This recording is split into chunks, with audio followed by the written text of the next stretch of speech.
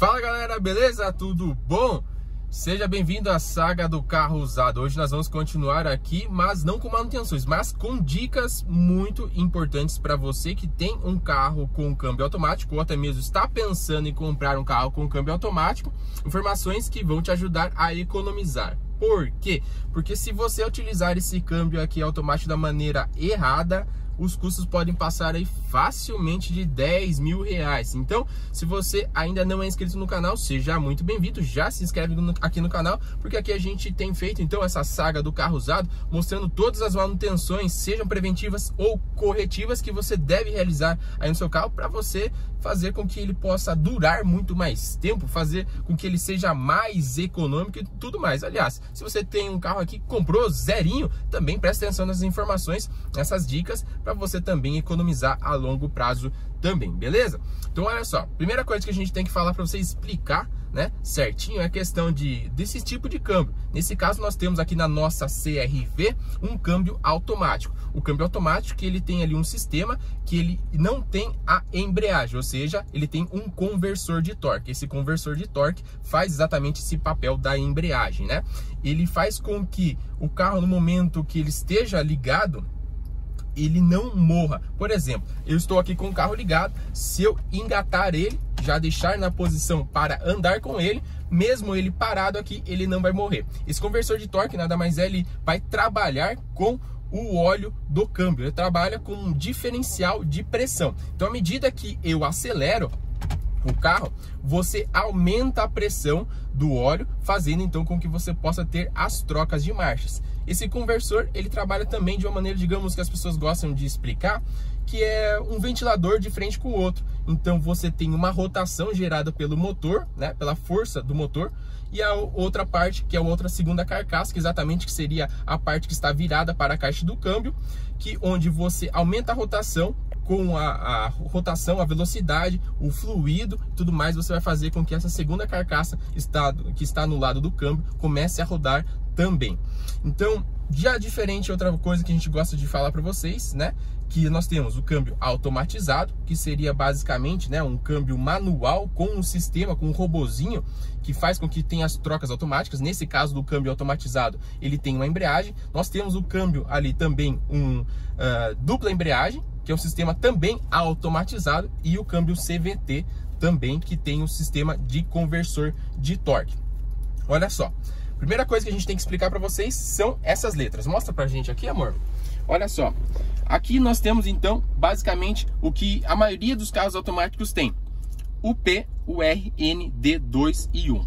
Primeiramente, P, essa é a posição onde você vai deixar o carro estacionado. P de parking, que vem exatamente do inglês. Então, todas as vezes que você for estacionar seu carro, você vai deixar no P.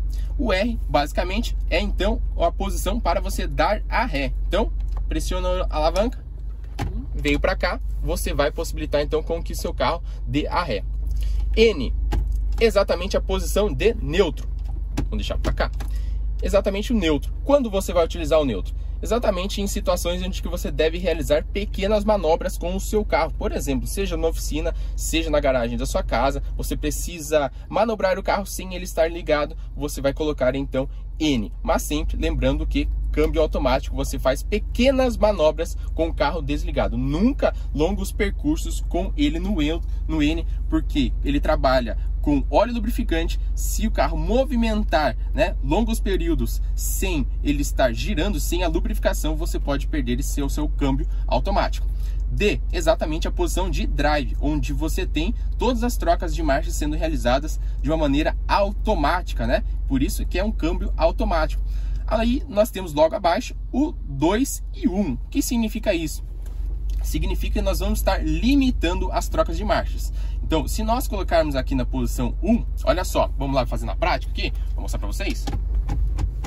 Eu coloco na posição 1, eu vou ter logo já no painel identificado. Consegue mostrar para nós aqui, amor? Olha lá. Nós temos então a posição 1 já no painel. Portanto, quando eu andar com o carro, ele não vai passar da primeira marcha, ele vai ficar limitado sempre à primeira marcha. Por mais que eu acelere o veículo, ele não vai passar dessa primeira marcha. Portanto, ele é um limitador, onde você vai utilizar essa posição. Por exemplo, uma situação de uma ladeira, um trânsito muito pesado, muitas das vezes uma subida de serra, enfim, situações para que você evite com que o câmbio fique sempre alterando as marchas e assim aumente a temperatura do óleo do câmbio, tá? Isso é uma situação que é importante você saber utilizar para você evitar danos também. Muitas das vezes você coloca em D e sai andando com o carro em todas as situações.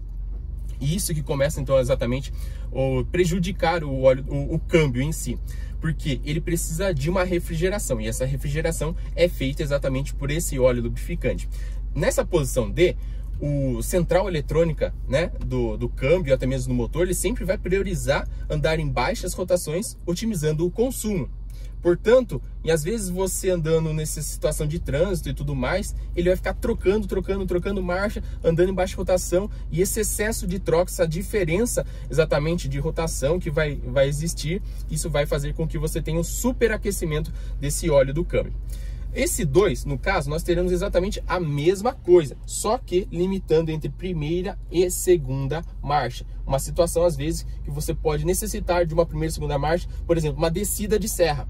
Então, às vezes você está num trânsito um pouquinho pesado, você precisa utilizar o freio motor, né? Que no caso, você estivesse andando com o D, ele iria jogar uma quarta, uma quinta marcha nessa descida para que você pudesse embalar. Jogando exatamente nesse 2, ele vai se segurar nessa segunda marcha, aumentando a rotação ali do motor, ajudando nesse freio motor. A mesma coisa a gente tem logo ao lado aqui. Mostra pra gente aqui, amor. Nós temos aqui um botão, olha só. Esse botão aqui é o D3. Quando eu coloco aqui, por exemplo, olha só, eu vou colocar na posição D. Estou na posição aqui D do câmbio, certo? E eu pressiono esse botão aqui. Quando eu pressionar esse botão aqui, eu tenho lá no painel indicando. Mostra para nós aqui, amor. Eu tenho exatamente aqui a indicação que eu estou no drive, mas no D3. Dessa maneira, eu também vou estar aqui mostrando que o veículo não vai ultrapassar a terceira marcha. Isso também é utilizado em situações, por exemplo, que você tem uma estrada um tanto quanto sinuosa, e você quer evitar que ele jogue, por exemplo, uma quarta ou uma quinta marcha, para você até mesmo ter ali situações de ultrapassagem numa pista simples. Então isso vai ajudar com que o veículo trabalhe de uma maneira que ele comece a alongar as marchas e assim priorizar um pouco mais a performance do carro. Se o seu carro tiver uma posição com a escrita ou a letra M, isso significa que você tem, digamos, o modo manual, onde você vai utilizar, digamos, esse seu câmbio automático de uma maneira, digamos, sequencial. E aí você pode realizar as trocas da maneira que você quiser, é claro, de acordo com as limitações que o câmbio automático vai determinar para você. Também nós temos alguns câmbios que, no caso, podem ter a letra S, que seria exatamente o modo esportivo, onde também vai fazer com que todas as marchas sejam alongadas, ou seja, ele vai trabalhar numa rotação mais elevada, ele vai deixar de priorizar o consumo de combustível e vai priorizar então a esportividade, a performance, ou seja, ele vai alongar essas marchas, privilegiando exatamente a potência do motor e altas velocidades. Alguma dúvida, amor? Eu ia te perguntar sobre, na verdade, uma coisa que várias pessoas perguntam, inclusive no canal eu já vi, é sobre o... eu parei no semáforo. Certo. Eu devo mudar para o N ou deixo no D? O que eu faço? Olha só, a partir de 2003 e 2004, muitas tecnologias foram desenvolvidas para sistemas de câmbios automáticos, principalmente com a chegada dos câmbios de dupla embreagem. Portanto, a partir daí, os câmbios automáticos já receberam uma tecnologia evitando a necessidade de você, no momento que você está parado, por exemplo, no semáforo, aqui no nosso caso, né, digamos, a gente está parado aqui, em D, que você tem a necessidade de colocar em N. Antigamente, a gente tinha nos primeiros carros com câmbio automático, até mesmo uma recomendação do manual de você realizar esse procedimento, tirar do D e colocar no N. Hoje não há mais a necessidade, porque à medida que ele percebe que você está parado, que você baixa a rotação e tudo mais, o próprio conversor de torque, o câmbio, ele vai liberar válvulas que vai reduzir a pressão de óleo lubrificante, evitando até mesmo que o carro fique um tanto quanto acelerado ou ele queira avançar. Então ele entende exatamente isso, portanto não há necessidade. E se você ficar realizando essa operação aqui, ó, de D para o N, você vai simplesmente gastar aqui essa sua manopla, esse conjunto aqui da alavanca de câmbio. Portanto, existem alguns elementos, principalmente em, se não me engano, é poliuretano, enfim, em polímeros, que isso pode desgastar. Isso a longo prazo vai gerar um gasto elevado com a troca e reparo dessa caixa seletora. Portanto, não há necessidade. Aí, até mesmo aproveitando esse gancho que você perguntou, né? Uma das coisas que as pessoas acabam errando bastante, que até mesmo a gente falou agora, é no seguinte: o procedimento quando você vai estacionar o seu carro. Por exemplo, você chegou agora, né? A gente estava andando, estava em D. Antes de você parar o seu carro, para você evitar danos na parte... No limitador, exatamente na trava do câmbio automático, ele tem uma lingueta que trava as engrenagens, né? Que ele é acionado quando você coloca aqui na posição P. Você vai fazer o seguinte, tá?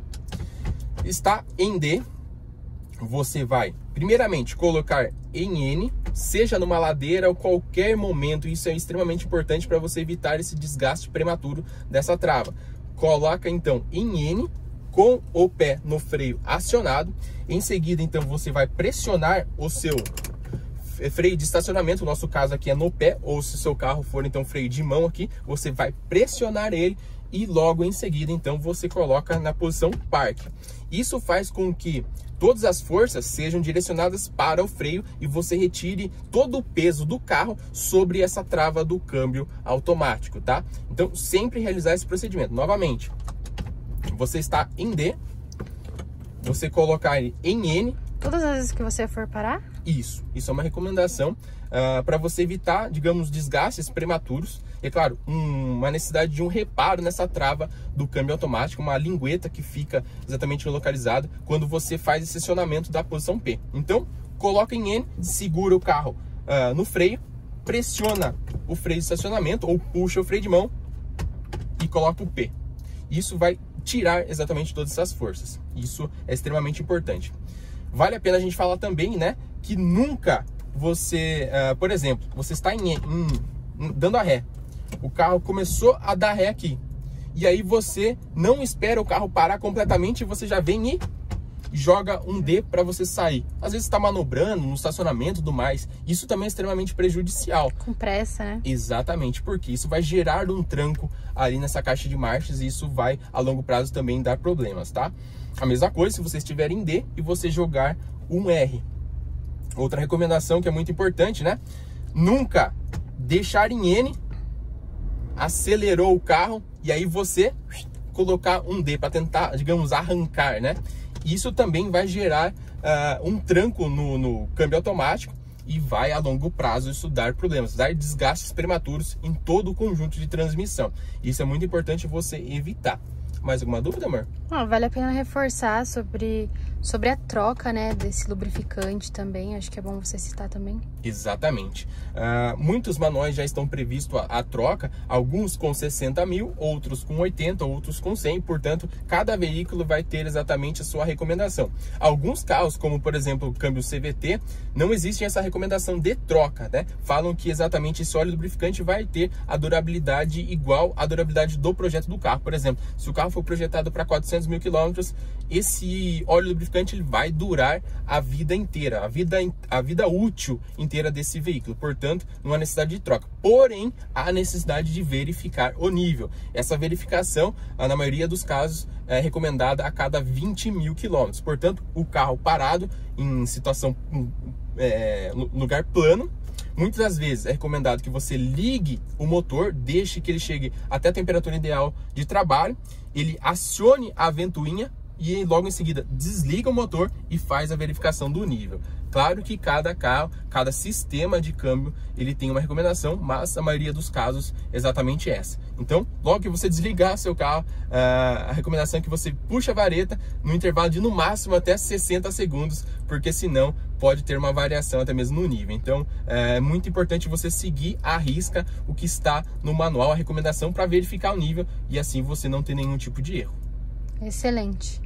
Ficou dúvida, deixa aqui embaixo, né, Clé? Uhum. E E não se esquece de se inscrever no canal se você não é inscrito, seguir a gente no Instagram. Isso mesmo, e é claro, ativar as notificações. Portanto, você que está chegando agora, já se inscreve no canal, ativa as notificações e deixa aqui todas as dúvidas, que isso vai ser muito importante. No próximo vídeo, a gente vai até mesmo falar para vocês, né, como identificar problemas no câmbio automático. Assim, se você está pensando em comprar um carro com câmbio automático, quer saber identificar, a gente vai falar tudinho isso para você. Beleza, galera?